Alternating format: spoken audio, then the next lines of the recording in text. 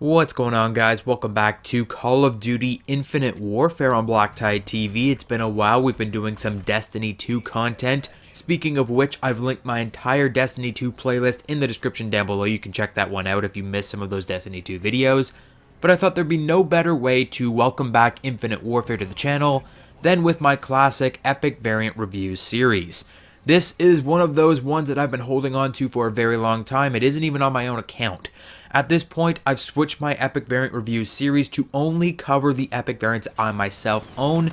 This is the final variant that I do not own that I'll be covering, and that's the VPR YOKAI. This is, of course, on Wrenman's account, so I did have a lot of experience using this weapon back in the day, but it's been quite some time since I've done the testing on this weapon. I did the testing a long time ago, almost exactly after it came out. I've just been holding on to this video for such a long time, I haven't been able to post, I haven't had the time to post it, and so if I'm a little rusty on some of my facts for this one, please forgive me, but I believe it's fairly straightforward variant, and we can jump right into this review. So the VPR YOKAI, I'm sure a lot of you guys are probably wondering, why is it called the YOKAI? It's such a strange word, and I actually just looked this up just because I needed some padding for this video. It's going to be a shorter Epic Variant review. It's pretty straightforward, so I looked it up, and yokai is a ghost, a phantom, a strange apparition in Japanese folklore. So it kind of does go with the weapon itself being a suppressed weapon, being a special stealth weapon.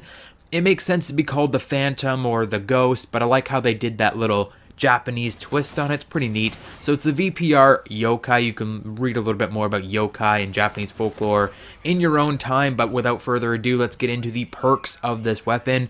The epic perk is known as Assassin Build, and that features an integrated silencer that also prevents revealing of victim death locations. And the common trait for this weapon, Creeper, increases movement speed while crouched. So essentially, if you're going to use this weapon the way that the perks have aligned, you're supposed to go crouched and sneak around and shoot people in the back and be like this creepy phantom-like character and do 100% stealth. Unfortunately, Infinite Warfare doesn't reward a stealth playstyle. Infinite Warfare is all about being aggressive, running straight into the enemy area, being in their zone, spraying and praying, and that's what the VPR is really good for. The VPR has had something of a history in Infinite Warfare. When it first came out, it was incredibly terrible, and then they buffed it, and it was like the best weapon in the game for a very long time. I believe they've nerfed it again since, but it's still a very, very viable weapon, a very powerful weapon. When you're rushing, when you're being a stealth character, when you're doing anything, this is a great option to choose. But is the yokai really worth it as an epic variant? Should you be going out of your way to open supply drops trying to find this one? Because you can't buy this one with your salvage. You can only find it in supply drops because it is a Quartermaster Collection variant. Should you be going out of your way to open as many supply drops as you can looking for this weapon? No. The epic trait doesn't do enough in my opinion. The epic trait, the integrated silencer, a lot of players seem to relate this one to the Widowmaker Smoke SBD silencer, which is much, much better. The SBD silencer has no damage drop-off. If you didn't know, when you use a silencer or a suppressor, whatever they're called, in a Call of Duty game, it automatically drops off your damage range. So how damage works is at certain ranges, you'll do a little bit less damage. When you're at a longer range, you're going to be doing your minimum damage, and what the suppressor does to your weapons is it makes your weapon damage drop off faster. So instead of dropping from a 3-shot to a 4-shot to kill at 15 meters, it'll now drop you to a 3-shot to the 4-shot kill at maybe 10 meters. So it is a huge negative to use suppressors for the most part in Call of Duty games.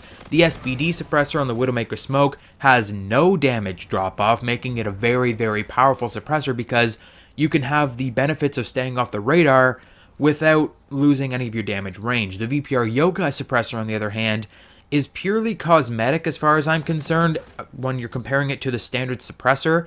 If you use a standard VPR and put a suppressor on it, you're basically getting the exact same benefit as using the VPR YOKAI. Yes, there is that not revealing victim death locations, but that isn't the biggest thing in the world. Those are those little skulls you see appear when you kill enemies. You can see that for your teammates, you can see that for enemies when you're killing them yourselves, I believe, but basically little skulls pop up on the map and you can kind of see them through obstacles in core game modes, and that'll show you where your teammates died. When you're using the suppressor, it won't do that. It won't show where your enemies have died, or your enemies won't be able to see where their teammates have died. It's not the biggest benefit in the world. I don't think a majority of players actually pay attention to those skulls, and if they're playing on a team, they're just going to be calling out their death locations, and if you're playing hardcore, it's pretty straightforward. There's not going to be any skulls. Like when you're playing hardcore with this weapon, which I wouldn't exactly advise, it is a very powerful weapon, but there are better choices in hardcore. But if you were to play hardcore, those skulls aren't even going to appear because there is no HUD. So it's only a very select portion of the game that you're going to be noticing these skulls in. And for the most part, most people don't look at the skulls anyways. So you're essentially getting a cosmetic overhaul with a very special looking suppressor, but that's it. The creeper perk, the common trait, doesn't really do you much because, as I've said, it's a very aggressive game. More people are jumping in the air and floating around in Infinite Warfare than they are crouching and sneaking. So creeper is basically useless on most weapons in the game, and the assassin build suppressor is just a regular suppressor that doesn't reveal victim death locations. You can use the standard VPR, put a suppressor on it, and there you go. You have the VPR Yokai. Just put a camouflage pattern on it to match, and you're done. You don't need this epic variant whatsoever, and I'm kind of confused as to why so many people run the VPR Yokai. It's honestly a negative, unless you're going to use a suppressor anyways. I don't usually use a suppressor on my VPR when I'm running it. My classic VPR, I use like extended mags, and I use laser sight, and I use very aggressive attachments, like quick draw, and I run in and I rush. I don't tend to sneak around when I'm using my VPR, so really it's not the greatest epic variant in the world, and I'm still very confused as to why so many people enjoy it. As I've said, I think a lot of people compare it to the SBD suppressor from the Widowmaker Smoke, and they don't believe that there's any damage range drop off, but that is not the case as far as I know.